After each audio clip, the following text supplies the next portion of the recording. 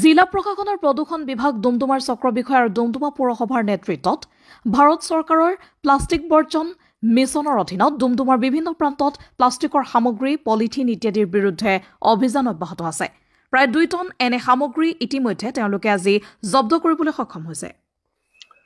ভাৰত চৰকাৰৰ অধীনৰ আমাৰ চেণ্ট্ৰেল পলিউশ্যন কণ্ট্ৰল বোৰ্ডে 120 মাইক্ৰনৰ তলত সকলো পলিথিন বন্ধ কৰিছে।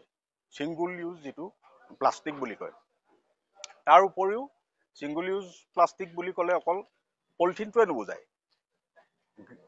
গিলাচ আছে, তাৰপিছতে আৰু কিবা কিবি এনেকুৱা ধৰক এইবোৰ কি বুলি কয়, এইবোৰ পেকিং মেটেৰিয়েল আছে, সেইবোৰ চব মানে আপোনাৰ ইনক্লুড হৈছে তাতে।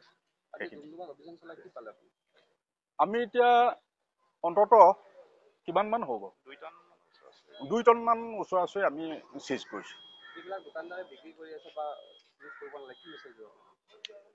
আমি এটাই মেছেজ দিব বিচাৰিছোঁ যে ভাৰত চৰকাৰে যেনেকৈ মিছন লাইফ কৰিছিলে, মিছন লাইফটো এইটোৰ কাৰণে কৈছিলে যে মানুহে কেনেকৈ প্লাষ্টিকটো বৰ্জন কৰি পেলাই কেনেকৈ আমি চলিব পাৰোঁ। যিহেতু প্লাষ্টিকটো আমাৰ প্ৰদূষণৰ এটা প্ৰধান উৎস। এই প্লাষ্টিকৰ কাৰণে আমাৰ বহুত অনিষ্ট হৈছে।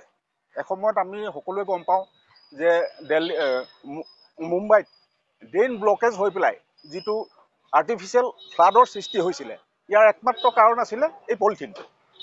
সেইকাৰণে ভাৰত চৰকাৰে 120 মাইক্ৰনৰ তলৰ সকলো পলিথিন বন্ধ কৰিছে। আমি নিশ্চয় ফাইন কৰিম।